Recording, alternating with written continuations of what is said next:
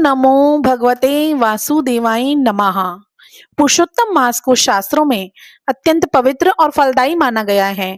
यह हर 3 साल में एक बार आता है और भगवान विष्णु को समर्पित होता है।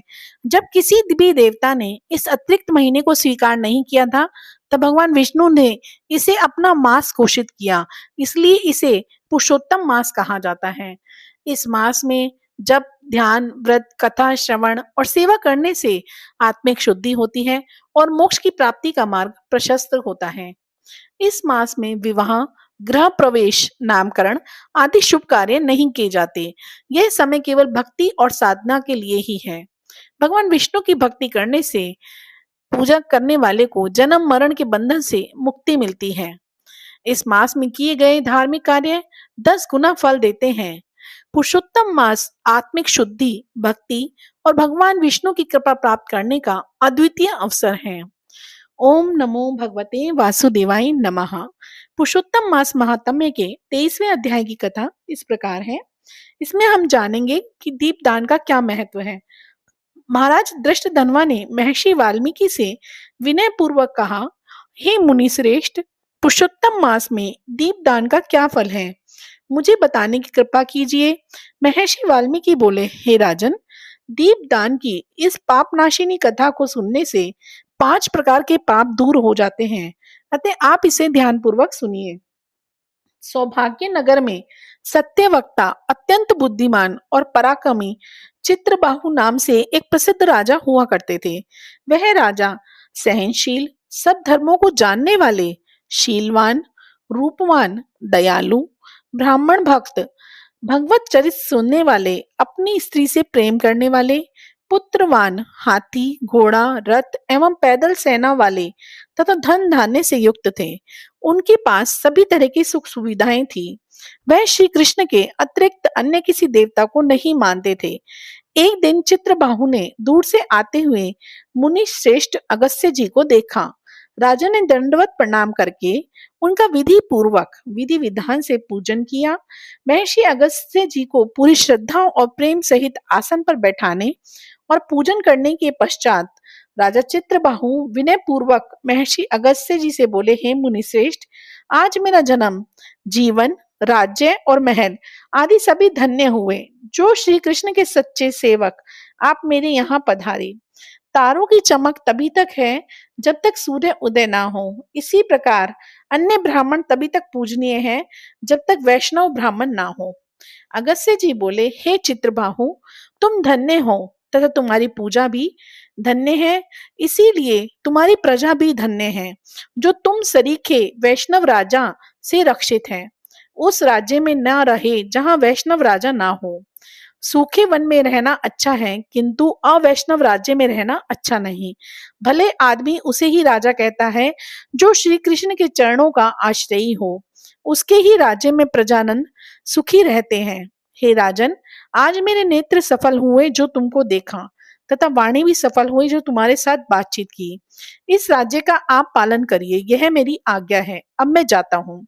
श्री नारायण आगे बोले, इस प्रकार कहकर जब अगस्त्य ऋषि जाने को तत्पर होने लगे, तब राजा चित्रबाहु की भक्ति, ईश्वर भक्त और पतिव्रता रानी चंद्रकला ने आकर उन्हें भक्ति पूर्वक प्रणाम किया। अगस्त्य जी बोले, अटल सौभाग्यवती रहो और कृष्ण भक्ति तथा पति सेवा में तुम्हारी प्रीति इसी प्रकार बनी रहे।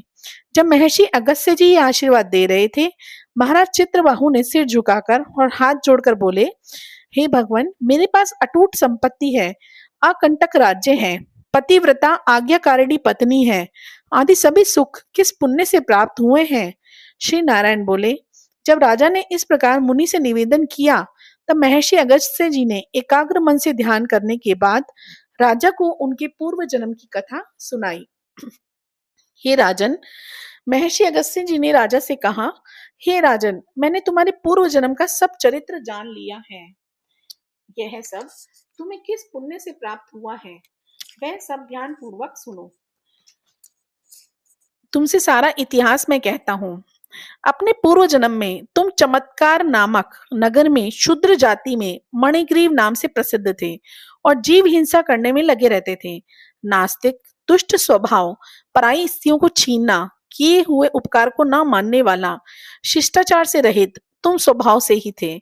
इस प्रकार जो तुम्हारी नारी है, यही पूर्व जन्म में मन, वचन तथा कर्म से पति परायण तुम्हारी स्त्री थी। पाप करने के कारण तुम्हें भाई बंधुओं ने जाति से अलग कर दिया था। राजा ने भी तुम्हारे अपराधों के कारण तुम्हारा धन छीन लिया था, और जो बाकी धन बचा वह जाति के भाइयों ने छीन लिया। इस प्रकार धन नष्ट होने से तुम्हारी पुनः बहुत से धन पाने की इच्छा हुई। धन नाश होने पर भी इस सती स्त्री ने तुमको नहीं छोड़ा था, परंतु अन्य जनों ने तिरस्कृत होने के कारण तुम नगर छोड़कर वन में जीवों को मारकर अपना निर्वाह करने लगे थे। अगस्त्य जी ने आगे कहा, हे राजन, इस जन्म में तुम शिकारी मणिग्रीव के रूप में जैसे तैसे गुजारा कर रहे थे। एक दिन तुम अर्थात शिकारी मणिग्रीव धनुष्पान लेकर वन में शिकार की खोज में गया, जहां पर बहुत से मृग आदि पशु रहते थे। उस मनुष्यहीन जंगल में रास्ता भूल के कामहन योगी उपदेव जी अत्यंत व्यथित होकर घूम रहे थे। दोपहर का समय था और मुनि को रास्ता नहीं मिल पा रहा था। प्यास के कारण उपदेव जी व्याकुल होकर वहीं गिर पड़े तथा बेहोश हो गए। उनकी अवस्था मरणासन हो चुकी थी। हे राजन, उसी समय तुम वहां पहुंचे। रास्ता भूले बेहोश उस ब्राह्मण को देखकर तुम्हें दया आ गई। उन्हें उठाकर तुम उन्हें अपने स्थान पर ले गए। तुम और तुम्हारी पत्नी ने उनकी बहुत सेवा की। थोड़ी देर बाद उपदेव जी होश में आ गए और बड़ा आश्चर्य करने लगे कि मैं तो वन में था, मुझे यहाँ कौन लेकर आया। श्री नारायण आगे बोले, हे नारद, तब मणिग्रीव ने उपदेव जी से कहा, महाराज आप घबराएं नहीं। यहाँ कमलिनियों से भरा सुंदर और स्वच्छ शीतल जल से भरा तालाब है। आप वहां चलकर स्नान करें और प्रातः कर्म से निवृत्त होकर फलाहार एवं जलपान करें और तत्पश्चात सुखपूर्वक विश्राम करें। उद्देव ब्राह्मण होश में आने के पश्चात मणिग्रीव की बात सुनते हुए प्यास लगने के कारण उठे। तब मणिग्रीव ने उनको सहारा देने के लिए भुजा पकड़ ली। उसी के सहारे वे ब्राह्मण तालाब पर पहुंचे और किनारे पर पुनः विश्राम करने लगे। तालाब के किनारे वट वृक्ष की छाया में विश्राम के बाद स्नान कर नित्य कर्म कर वासुदेव भगवान के पूजन में लग गए। तदंतर देवता तथा पितृ तर्पण किया और बाद में शीतल जल पीकर उसी वृक्ष के नीचे आ बैठे। आगे की कथा सुनाते हुए अगस्त्य जी ने कहा, हे राजा चित्रबाहु, हे राजन, तब स्त्री के साथ मणिग्रीव ने आकर मुनि उपदेव जी को प्रणाम किया। अत्यंत विनम्र भाव से मणिग्रीव उपदेव जी से बोले, हे ब्राह्मण, हमें उद्धार करने और हमारा कल्याण करने के लिए आज आप यहाँ पधारे हैं। आपके दर्शन मात्र से मेरे पाप दूर हो गए हैं। यह कहकर मणिग्रीव अपनी स्त्री से बोला, अरे सुंदरी, पके हुए जो आम आदि फल हैं वह शीघ्र लेकर आओ। देर न करना और जो भी अन्य फल हो वो भी लेकर आना। इस प्रकार अपने स्वामी के वचन सुनकर वह पतिव्रता स्त्री शीघ्र ही उठकर अपनी झोपड़ी से कंद फल आदि ले आई और ब्राह्मण के सम्मुख रख दिए। मणिग्रीव बोले, हे श्रेष्ठ मुनि जी, इन फलों को स्वीकार करके हम दोनों को कृपा कृतार्थ करें। उपदेव जी बोले, हे भले मानुष, मैं तुमको नहीं जानता, तुम कौन हो, अपना परिचय दीजिए। मणिग्रीव बोला, हे ब्राह्मण श्रेष्ठ, मैं एक शूद्र हूँ। मणिग्रीव मेरा नाम है। अपने जाति भाइयों ने मेरा त्याग कर दिया है। इस प्रकार उसके वचन सुनकर ब्राह्मण ने फलाहार कर लिया। उसी समय मणिग्रीव तथा उसकी पत्नी भांति भांति से उनकी सेवा करते रहे। जब जलपान करके उपदेव जी सुखपूर्वक बैठ गए, तब मणिग्रीव ने उनके चरण गोद में रखकर दबाना और उनकी पत्नी ने हवा करना आरंभ कर दिया। मणिग्रीव बोले, हे मुनिश्रेष्ठ, इस भयंकर निर्जन वन में जहाँ हिंसक जीव विचरण कर रहे हैं तथा जल भी प्राप्त नहीं है, आप कैसे पधारे। उपदेव जी बोले, हे महाभाग, मैं ब्राह्मण हूँ। प्रयागराज जाते हुए इस दारुण वन में आकर रास्ता भूल गया था। मैं थक गया था, प्यास बड़े जोर की लग रही थी और मैं मरणासन था। तभी तुमने मुझे जीवन दान दिया। हे मणिग्रीव, तुम दोनों स्त्री पुरुष ने इस घोर वन में वास क्यों लिया है, यह तो मुझे बता दो। कदाचित मैं तुम्हारे किसी दुख को दूर कर सकूं। इस तरह की मनमोहक और प्रेम पूर्ण वाणी सुनकर अपने मन में दुख दारिद्र्य से मुक्ति की लालसा लिए मणिग्रीव अपने दुष्कर्मों और उनसे प्राप्त इस करुणा दशा की संपूर्ण कथा सुनाने लगा। इति श्री पुरुषोत्तम मास महात्म्ये दृष्ट धर्मोपाख्याने नाम त्रयोविंशो अध्याय समाप्तम। ओम नमो भगवते वासुदेवाय नमः। ओम नमो भगवते वासुदेवाय नमः। भगवान विष्णु की कृपा प्राप्त करने के लिए सिर्फ भगवान के नाम का जाप करना ही काफी होता है। इस मास में किए गए धार्मिक कार्य 10 गुना फल देते हैं और यह मास भक्ति और साधना के लिए सर्वोत्तम समय है।